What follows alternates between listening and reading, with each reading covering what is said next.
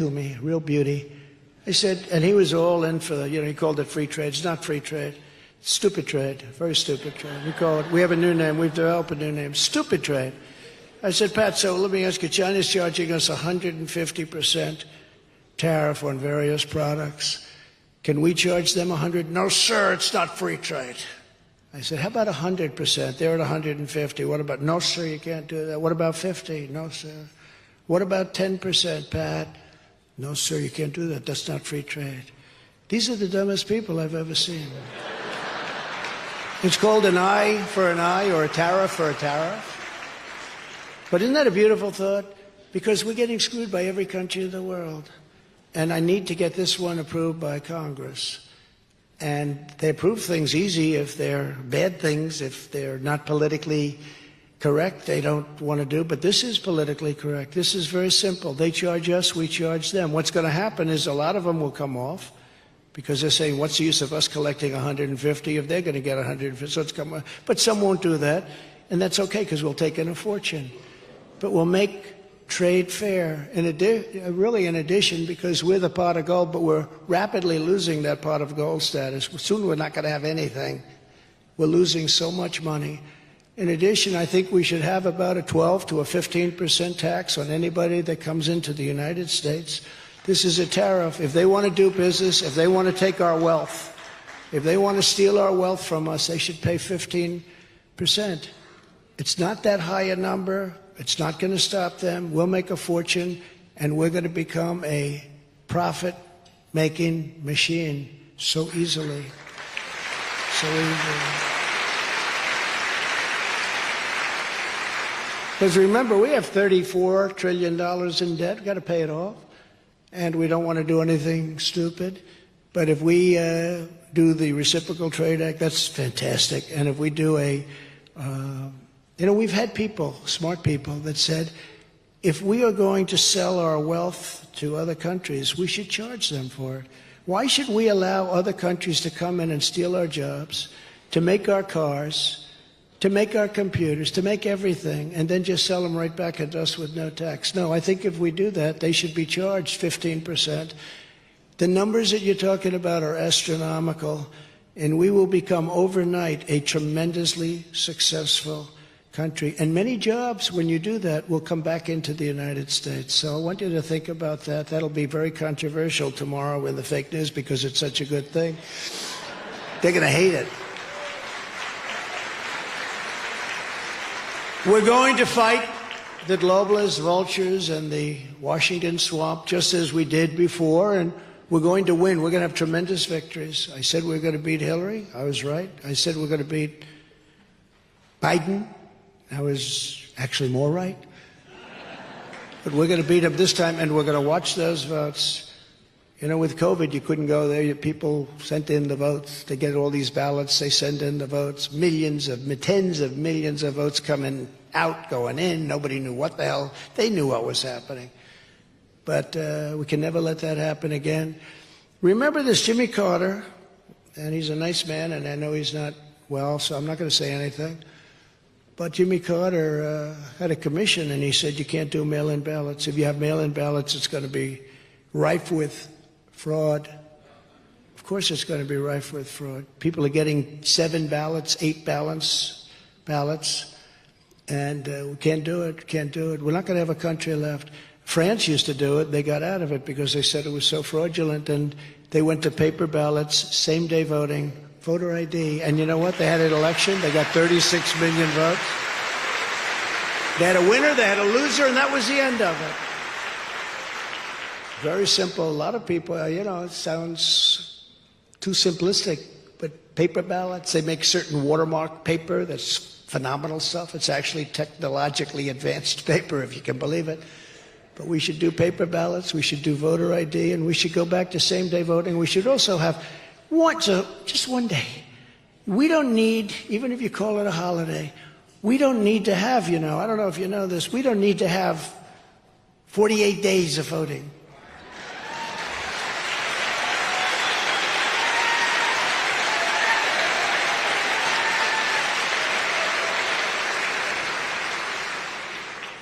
And just remember, they created a lot of ballots.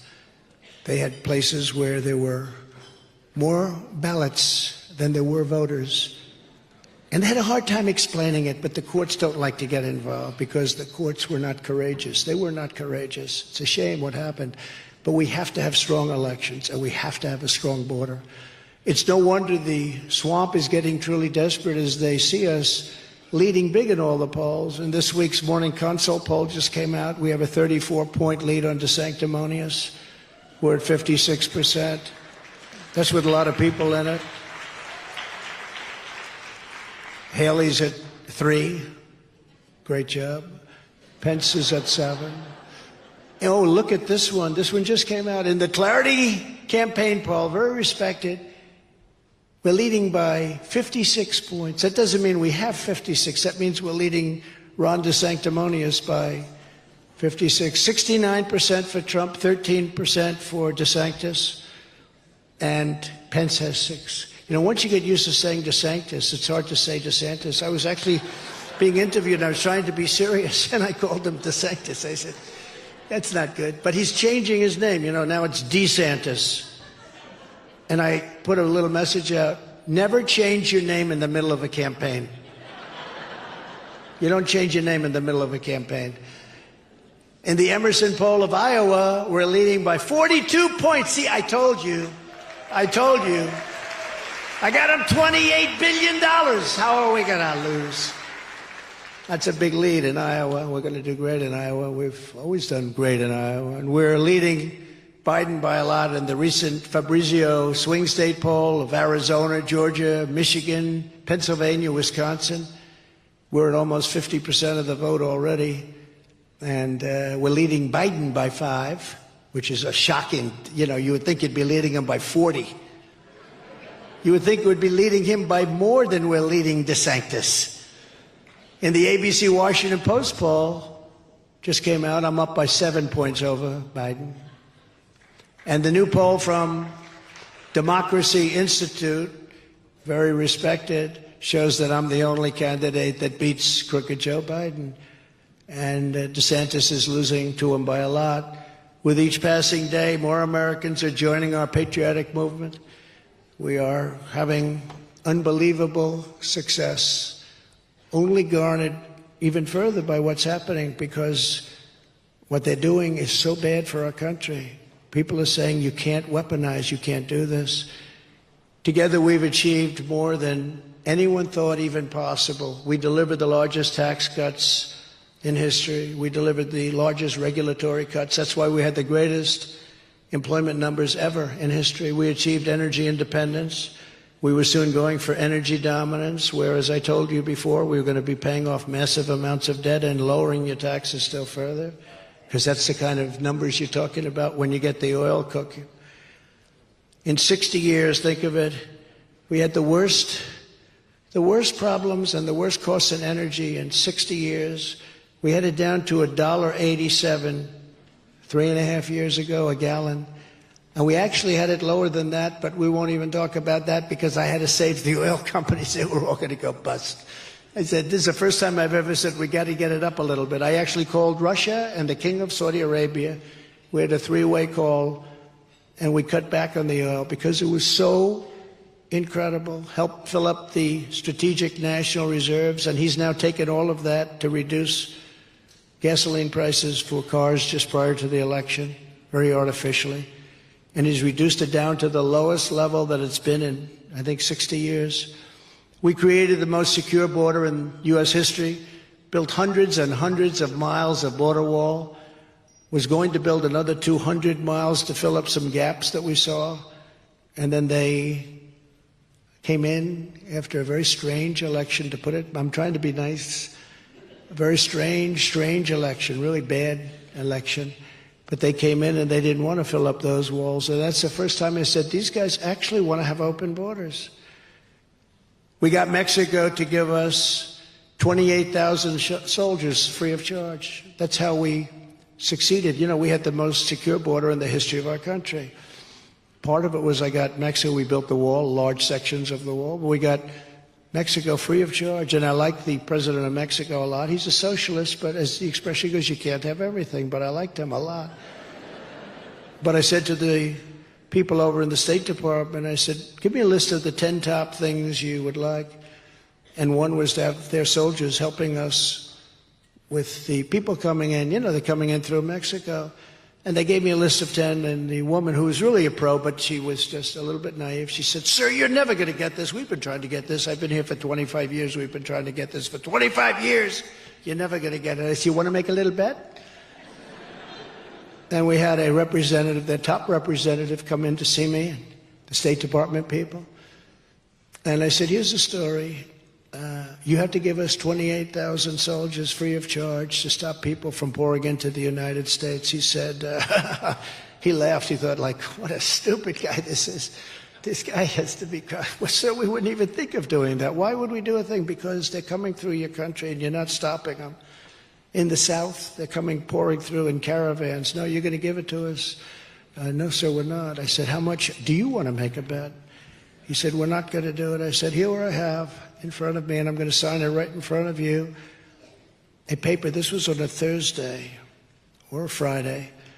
And I said, on Monday morning, we're putting a tariff on all automobiles coming into the United States and all other Mexican products coming into the United States. We're putting a tariff of 25% on everyone. We're going to make so much money over and above the cost of that.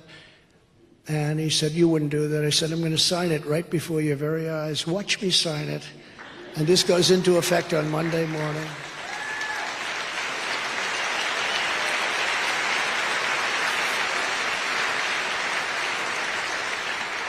And he said to me, sir, do you mind if I take 5 minutes to make a phone call? He was going to call, obviously, the president, because he was the second person. And he came back in 3 minutes. Sir, we've decided to give you 28,000 soldiers free of charge. I said, but that's not the end.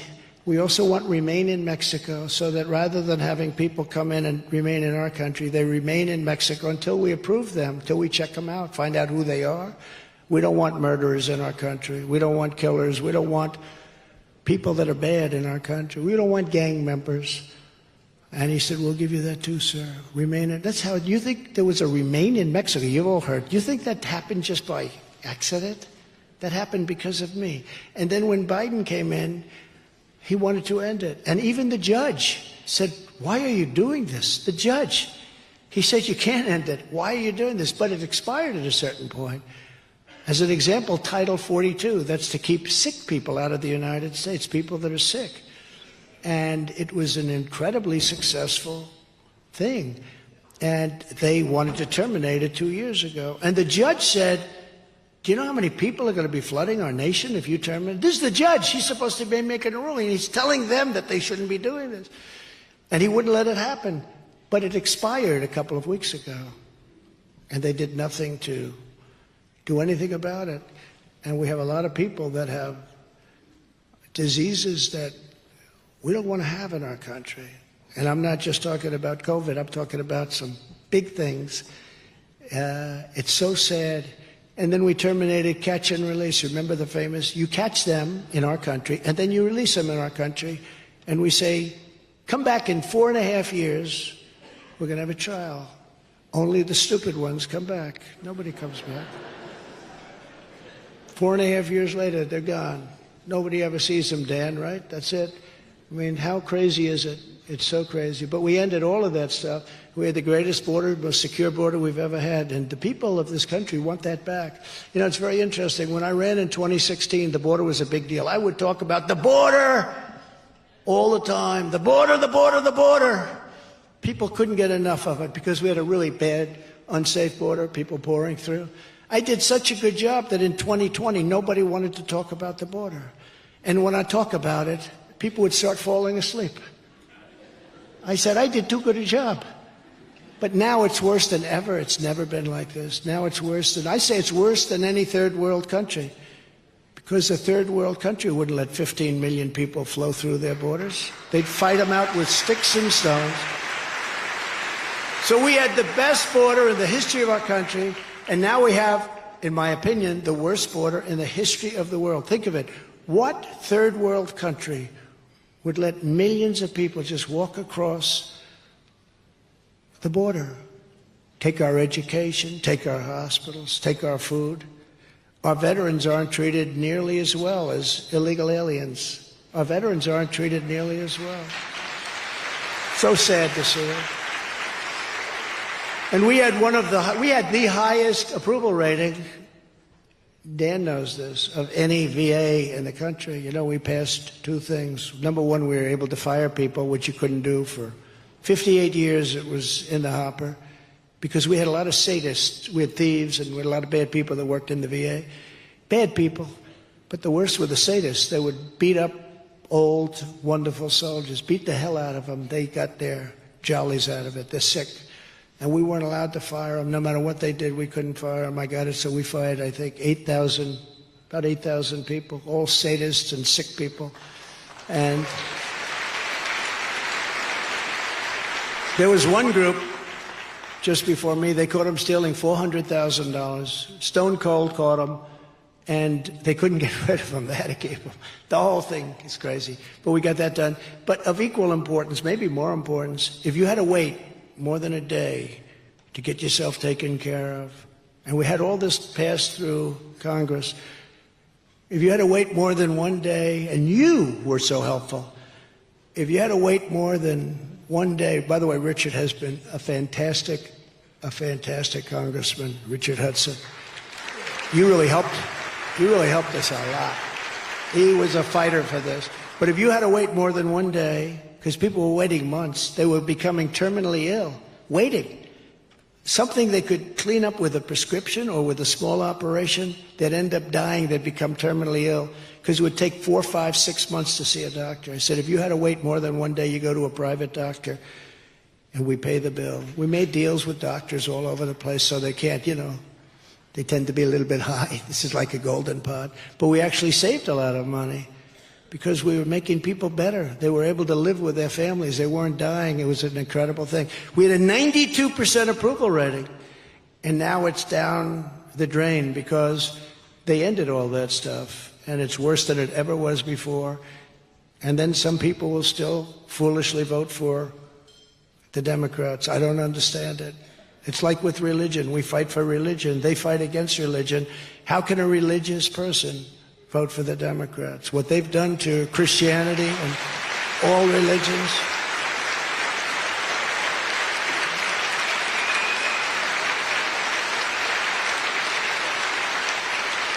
I mean, how can they do it? We appointed nearly 300 federal judges and 3 great Supreme Court justices. I fully rebuilt the U.S. military. We had more ammunition than at any time, and now we have no ammunition. We have a military missing a thing called ammunition. We had so much it was stocked to the gills, and now we have very little left because we're giving it to Ukraine. And I would end that war within 24 hours, I will tell you. And end it fairly. And I imposed a powerful travel ban to keep radical Islamic terrorists and radical jihadists the hell out of our country. People said, oh, that's a terrible thing. But how good did we do in 4 years? Look at our record in 4 years. You didn't hear about all that stuff. I don't even like talking about it, give people ideas. But we had a tremendous record because of what we passed. And we passed things that nobody thought were possible. But look at our record on that. We accomplished all of this and more in just 4 short years. And just imagine what we can accomplish in the next 4 years. And the advantage is that I've been through it. I know the good people. I know the bad people. I know weak people and strong people. I know the people that are losers that you don't want. And I know the people that are winners that a lot of people don't know or understand.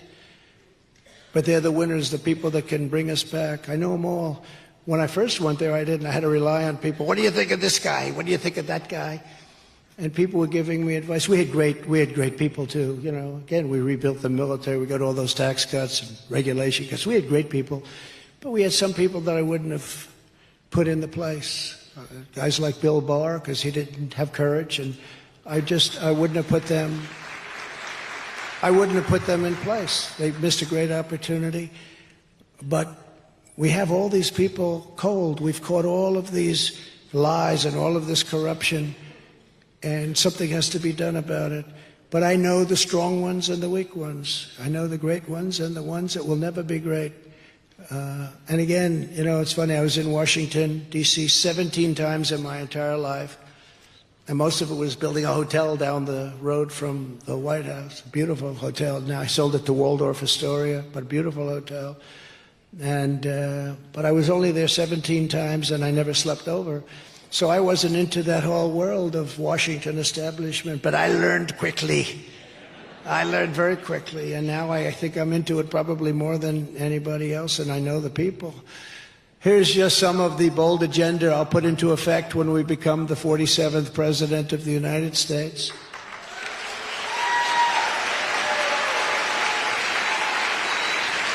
Before I even arrive at the Oval Office, shortly after I win the presidency, I will have the horrible war between Russia and Ukraine settled, if it's not already settled, and they should get it done quickly. Can't let those people die. They asked me, did you see the town hall with CNN? They got one of the highest ratings they've had in like 11 years, and they end up firing the guy because it was Trump. Instead, they should celebrate. We had our highest ratings. You're supposed to get paid for high ratings, Richard. But they had one of the highest ratings they've had in many, many years. I was on with a young woman who was, I said, nasty. She was a very nasty woman. But it worked out very well, and they were all going, he owns you, get him off the air. They're screaming, AOC is screaming, he owns you, get him off the air, stop it, stop it. But you'd think if they had high ratings, that would be a big, he should ask for an increase. Instead, they fired him because I was allowed to put across our point of view. It's our point of view. You know, we went into the womb of the enemy. And I thought, actually, the reason I did, I thought they'd probably be solid. I tell them, because there they are right there. But I tell them that they're doing so poorly in their ratings. If they went to the center or even went a little bit right of center, and I thought they might be planning that. I think that's a good business strategy because right now they're known as fake news. Can you imagine if this is on CNN right now? The one thing you know is they're going to turn it off. Oh, the light just went off the television. That just went off, the red light. I can see all those red lights. That light. Oh, well, sorry about that. I'll be finished about this in 20 seconds, and then you can turn the light back on. But I thought they were going to be maybe a little bit more moderate and get their viewership up and really have a big evening and great. But as I was being introduced, they were saying things that were so bad. I said, this is going to be a war. But it wasn't, look, it worked out well, but it didn't work out well for him. It should have, because he actually did a good job in the sense it was very professionally done, very professional. Everything, the set, everything was beautiful, and they got tremendous numbers, and they fired him. He's gone now. Mr. Licht, sorry about that. I'd like to apologize to Mr. Licht. But I'm the only candidate who can make this promise. I will prevent World War III. I will prevent it. Not going to happen.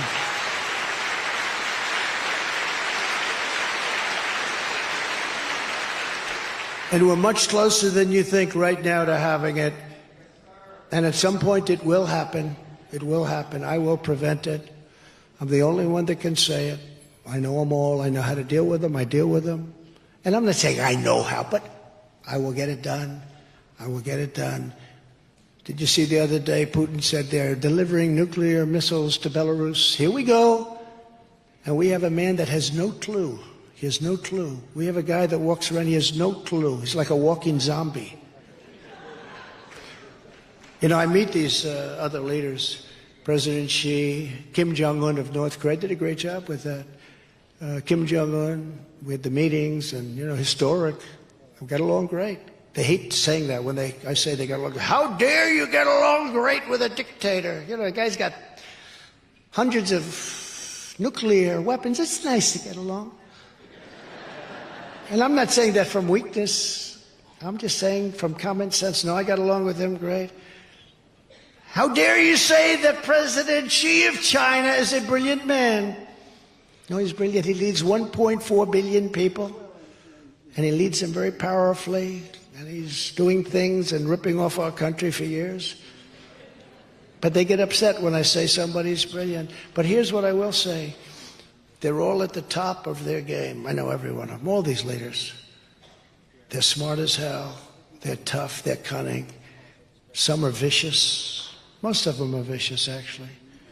They think the United States is run by fools. They all take advantage of the United States. I had a thing with France. I like Macron, but he's a wise guy. I like, sort of young. And my people were negotiating with him. He's putting a tax on all American companies that do business in France. I said, who the hell wants to go to France? But he's putting a very big tax on. So Steve Mnuchin and my people were negotiating with him and came back, no, they can't make a deal. I said, why can't you make a deal? We can't. They want to put the tax on. All these companies tax you. If you're an American company, they got to tax you. I said, that's not right. I said, give it another shot. They came back a week later. They can't make a deal. I said, I'll make a deal. What do you mean you'll make a deal? Same thing, same old story all the time. It's always the same story. They don't write about it. They know about it, but they don't write about it. I wish all these things were taped. I really do. I wish these conversations, because these were classic conversations. So I got Macron, Emmanuel on the phone, and I said, Emmanuel, why are you putting a tax on all of our companies? Oh, but Donald, we have to. As you know, it's been approved by everybody. I said, I don't care if it's approved. Take it off. Oh, no, we can't do that. It's been fully approved. And I said, now here's the story. If you don't take it off, again, tomorrow morning, at 7 o'clock in the morning, we're taxing all of your wine and champagne that's coming into the United States at 100%.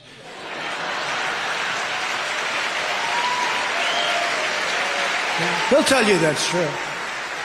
No, you cannot do that, Donald. Donald, you cannot do that. That is not fair. No, it's not fair that you're putting this massive tax on American companies, but not others. And that's only because you think we're a stupid country. I said, you're not going to do that, Emmanuel.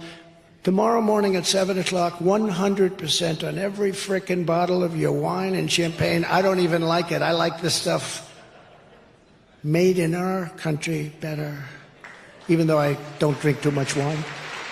One of my good things. Not a big drinker.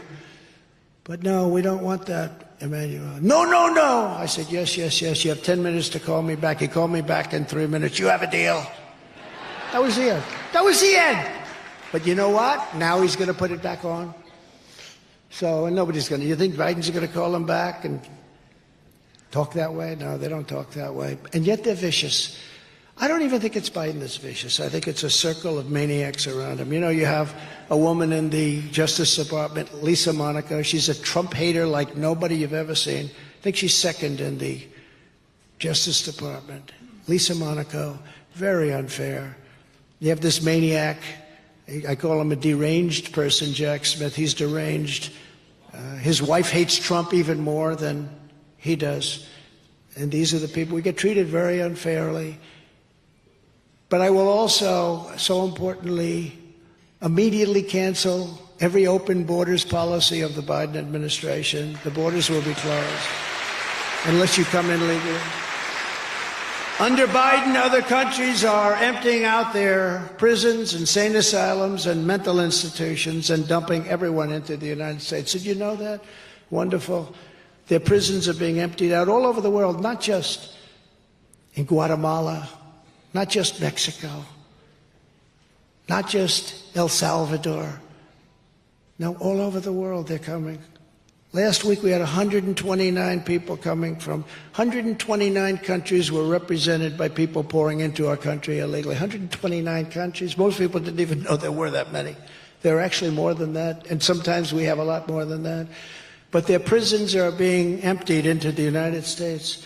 You go into their prisons, they used to have it so crowded, so horrible, that people couldn't lie on the floor. They would stand up and lean against each other. Now they have nobody in those prisons. They're all in the United States of America. Thank you very much. We're like a dumping ground. The same thing with people that are mentally ill. They said, please don't use the word insane asylum. But no, there are some very serious places, insane asylums and mental institutions. And those people are all being dumped into the United States. Why should they take care of them if a country is foolish enough to take the tremendous risk and cost? The risk being even bigger than the cost, but the cost is not even, it's not imaginable how big it is. So we have all these people that are vicious prisoners. You think our prisoners are bad? These people make them look like Boy Scouts, and they're being dumped into our country.